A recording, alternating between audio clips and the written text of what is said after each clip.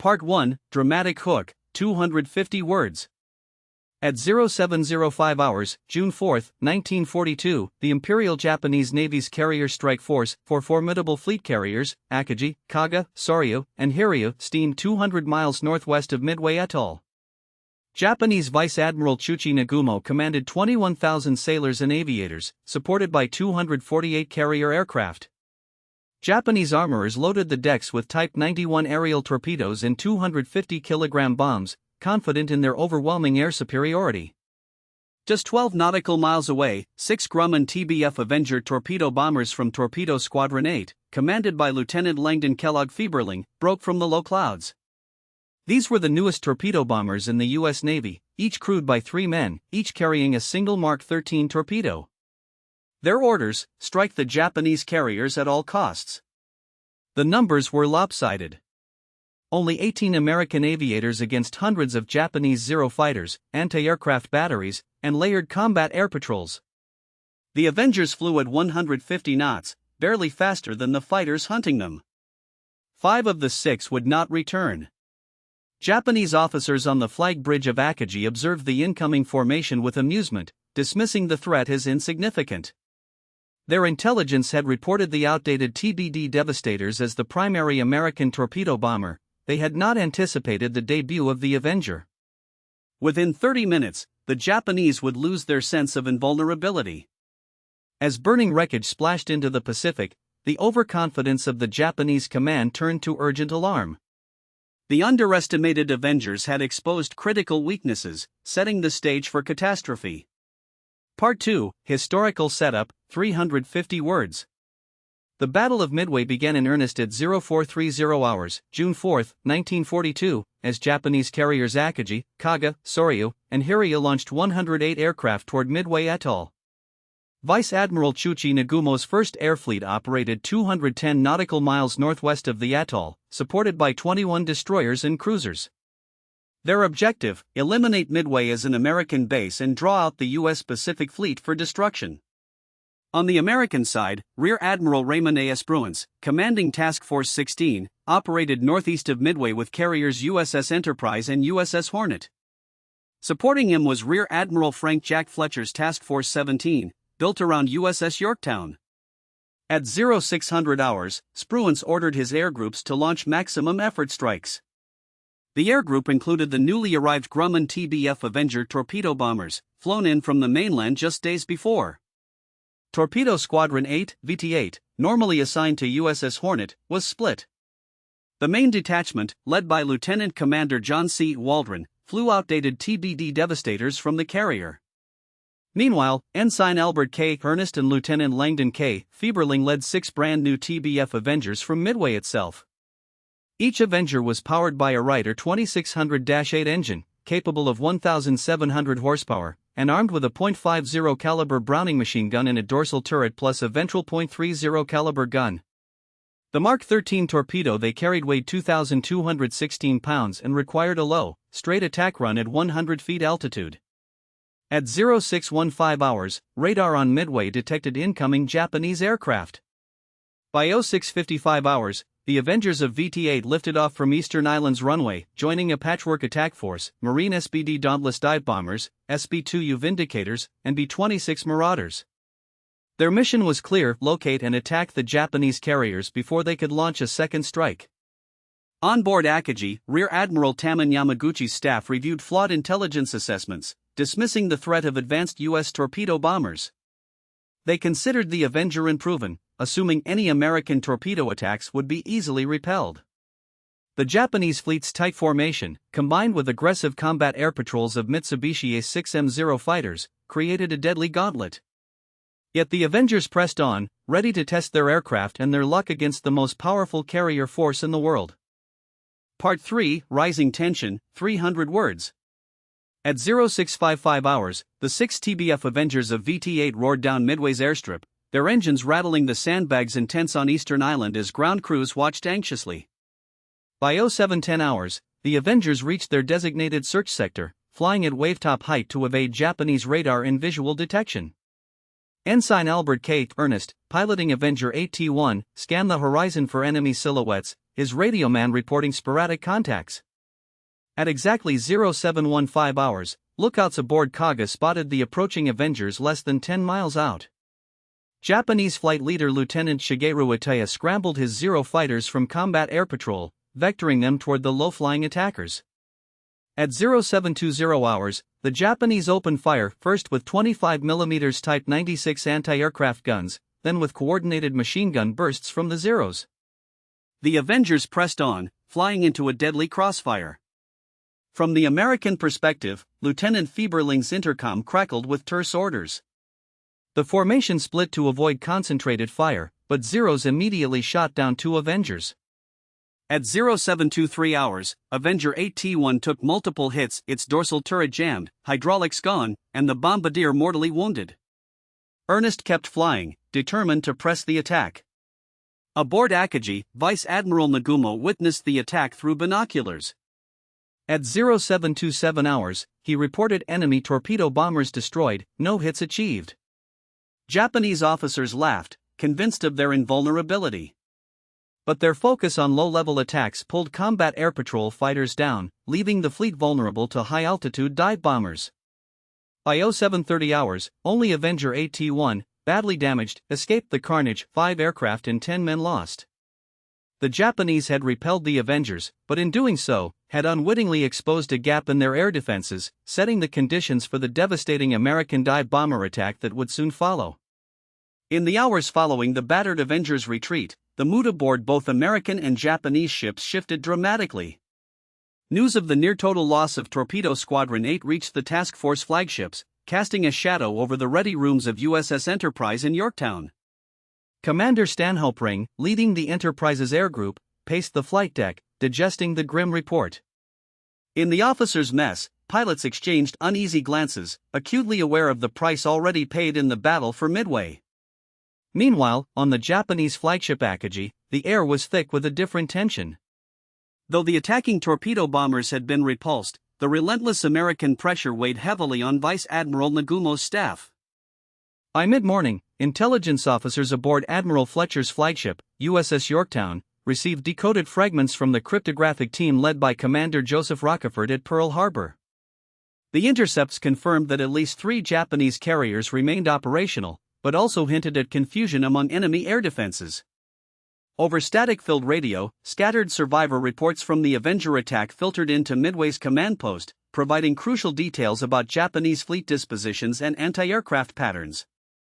Analysts pored over these fragments, piecing together a more complete picture of the Japanese formation and their reactions to low-level assaults. On Midway itself, Colonel Harold Shannon, commanding the island's defenses, convened an emergency briefing. Reports from returning pilots, many wounded, all shaken, underscored the ferocity of Japanese fighter cover. Yet, as medics tended to the few survivors, one detail stood out in their testimony: the Zeros had been drawn down to sea level, leaving the skies above the fleet momentarily unguarded. This revelation quickly reached Rear Admiral Raymond Spruance, who grasped its significance immediately. Back on the Japanese side, Nagumo's staff met in hurried conference. Chief of Staff Ryanosuke Kosaka pressed for a rapid rearming of the remaining strike aircraft, arguing that another wave against Midway was essential. But logistical confusion, exacerbated by the need to recover and rearm returning planes, meant delays and growing frustration among the carrier crews. In hangar bays, ordnance teams scrambled to swap torpedoes for bombs and back again, as conflicting orders bounced from bridge to flight deck. As the morning advanced, a new threat began to materialize.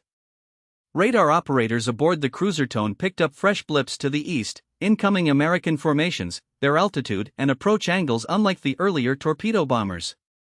The Japanese fleet braced for another assault, unaware that the true turning point was fast approaching.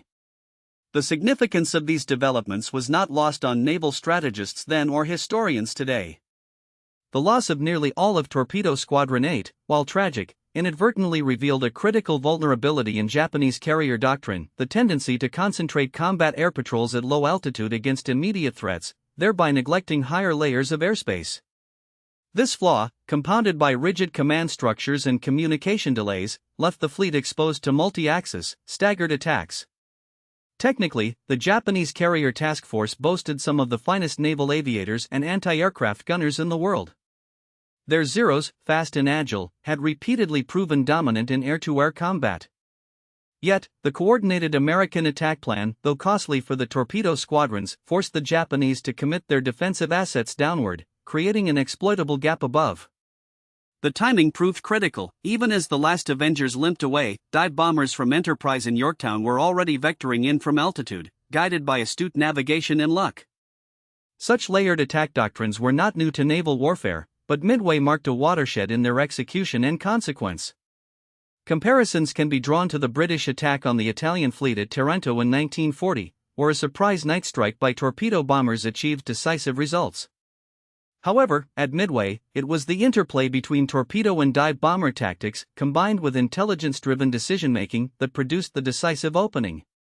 Expert assessments in the aftermath credited the U.S. Navy's willingness to press attacks, even at high cost, as a key factor in turning the tactical tide. Admiral Spruance's flexibility, informed by real-time intelligence and pilot reports, enabled him to exploit fleeting opportunities. In contrast, the Japanese adherence to pre-battle planning and hierarchical command structures limited their ability to adapt to rapidly evolving threats. The evidence from after-action reports and intercepted communications would later shape Allied thinking about carrier warfare for the rest of the conflict. As midday approached, command decisions on both sides reflected the lessons, painful and immediate, of the morning's fighting. Admiral Spruance, recognizing the fleeting window created by the Japanese focus on low-level defense, ordered his dive bombers to attack without waiting for full fighter escort. This bold move, risking further losses but maximizing surprise, would become legendary in naval circles. On board the Enterprise, Lieutenant Commander Wade McCluskey led his SPD Dauntless squadrons toward a rendezvous with fate, their bomb bays loaded and nerves taut. The urgency was palpable. Every minute lost was a minute for the Japanese to regroup and reinforce their defenses. Within the Japanese fleet, confusion mounted as returning strike aircraft crowded the decks and hangars, complicating efforts to launch fresh patrols. The dual demands of offense and defense, striking Midway again while protecting their own carriers, strained coordination to the breaking point.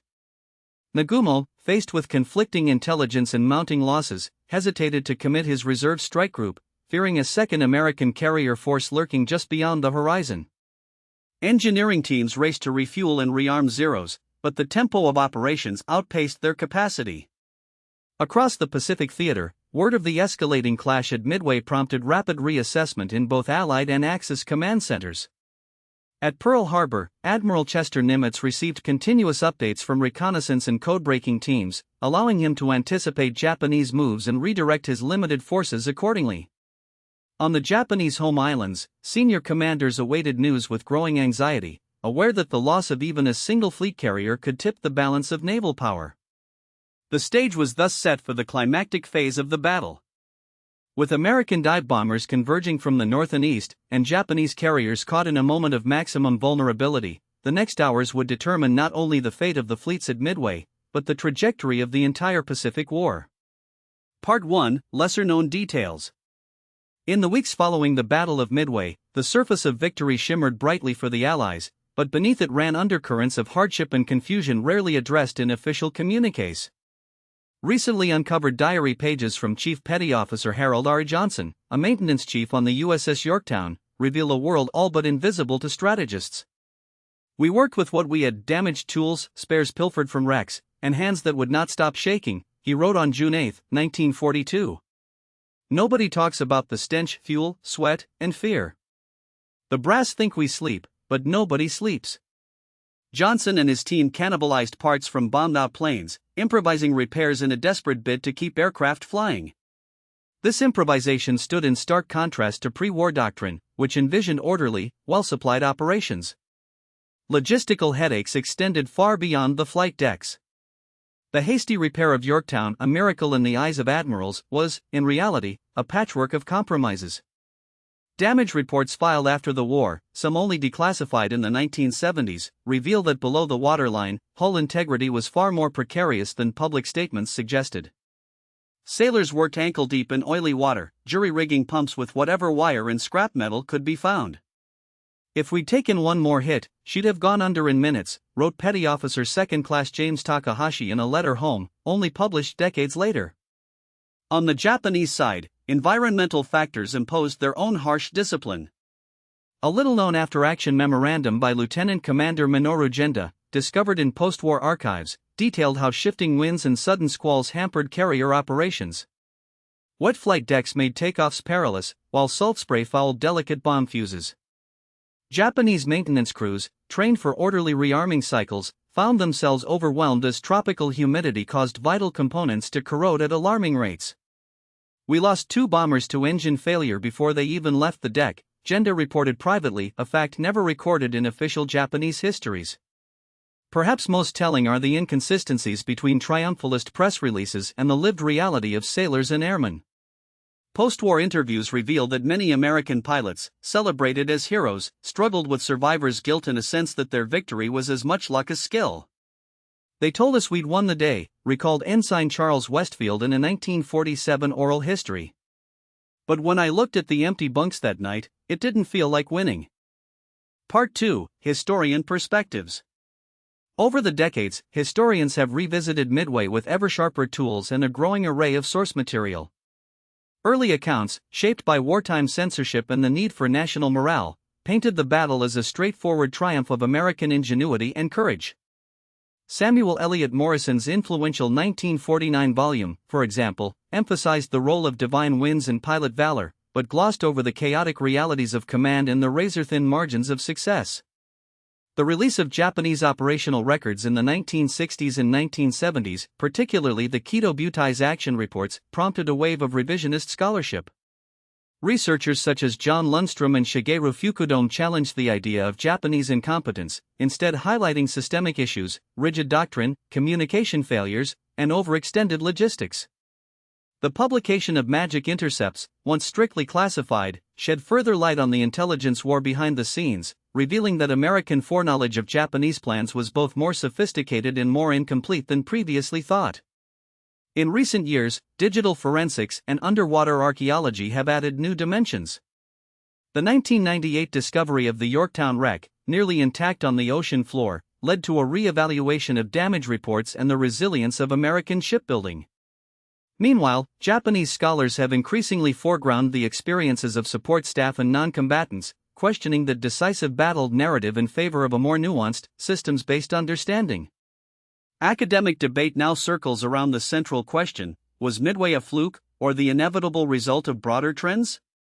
Some, like historian Craig Simons, argue that while luck played a role, it was institutional adaptability, on both sides, that set the stage for outcomes. Others point to the psychological and logistical exhaustion of the Japanese fleet, suggesting that the seeds of defeat were sown long before the first bombs fell. As new documents surface and the last witnesses pass, the meaning of Midway continues to evolve, resisting easy summary. Part 3: Human Stories. Among the many who passed through Midway's crucible, 3 lives stand as testament to the enduring impact of those days. Masao Yoshida, a 19-year-old flight mechanic aboard the Akagi, entered the war with dreams of honor. His diary, preserved by his family and translated in the 1990s, speaks of sleepless nights spent cleaning spark plugs and patching bullet holes, and of the terror he felt as bombs tore through the ship's decks. "I heard the cries from below," he wrote on June 5, 1942. "I could not go to them. I could only work and pray." After Akagi's scuttling, Yoshida spent months recovering from burns in a Tokyo hospital. He survived the war, but never returned to aviation, instead dedicating his life to peace education, telling schoolchildren, in his words, the story of what fire can take from a man. Evelyn Evie Rawlings, a Navy nurse stationed on Midway Island, faced a different battle. She arrived just days before the attack, expecting routine duty. Her letters, collected by her granddaughter, describe the chaos of overloaded infirmaries and the struggle to triage wounded airmen. "I learned to stop hearing the bombs," she wrote. "I listened instead for names, for the sound of breathing." After the war, Rawlings became a leading advocate for veterans' mental health, haunted by the memory of young men she could not save. Her work would help pioneer post-traumatic stress treatment in the 1950s. Lieutenant J.G. Robert Buddy Harris, a dauntless rear gunner, survived a crash landing in the open ocean, clinging to a life raft for 2 days before rescue. In a 1970 interview, he recalled the moment he realized he'd been saved. "I tasted the salt, felt the sun, and swore I'd never complain about rain again." Harris returned home a hero, but found civilian life difficult. He struggled with nightmares and isolation, eventually finding solace in teaching high school history, using his experiences to remind students of the costs behind the headlines. Their stories, woven together by trauma and resilience, remind us that Midway was more than a clash of steel and strategy. It was a human event, marked by improvisation, error, courage, and loss, a moment whose echoes would shape the lives of survivors and the course of history for generations to come. Part 1: Strategic Consequences. In the days that followed, the strategic landscape of the Pacific underwent a subtle but profound shift. Japanese commanders, reeling from the sudden loss of carriers, urgently revised their deployment patterns. No longer would the Imperial Navy gamble its most precious assets so far from land-based air cover. Immediate directives went out to conserve remaining fleet carriers, and supply convoys received increased protection. The careful calculus of risk, once blurred by overconfidence, now dominated planning sessions in Tokyo and on forward bases across the Pacific. Within weeks, operational priorities realigned. The Japanese offensive momentum, painstakingly built over 6 months, stalled. Amphibious assaults planned for Fiji, Samoa, and New Caledonia were shelved indefinitely. Naval air groups, depleted and demoralized, underwent hasty reorganization. Pilots who had once trained for attack now drilled for defense, anticipating American counterblows on previously untouchable strongholds like the Solomons and the Gilberts. American planners, emboldened by the sudden parity at sea, accelerated their own initiatives.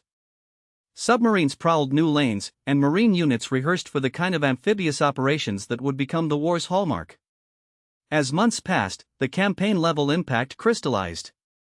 The Japanese could no longer mask their shrinking naval power. Every convoy risked detection, every base resupply was contested. The Allies, while not yet on the offensive, seized the opportunity to intensify pressure. The summer of 1942 saw the launching of the Guadalcanal campaign, a grueling, attritional struggle that would have been unthinkable mere months before. Japanese shipyards, racing to replace lost carriers, found themselves hamstrung by shortages of steel and trained personnel. The tempo of innovation quickened. American carrier doctrine, once experimental, became the standard: flexible task forces, centralized intelligence, and rapid, decisive strikes. Years later, the consequences rippled outward. The Imperial Japanese Navy, once the most formidable in the Pacific, never fully recovered its striking power. Its inability to regain the initiative forced Japan onto a permanent defensive footing, hastening the attrition that would culminate in defeat. In the Allied camp, confidence in carrier aviation soared. The lessons distilled from this turning point shaped every subsequent battle, from the Central Pacific Drive to the final operations off Okinawa. The war's outcome remained to be decided, but the balance had irreversibly shifted. Part 2: Turning Point Analysis. Had the events unfolded differently, had the Japanese preserved their carrier strength or detected their adversaries first, the Pacific War might have taken a dramatically altered course.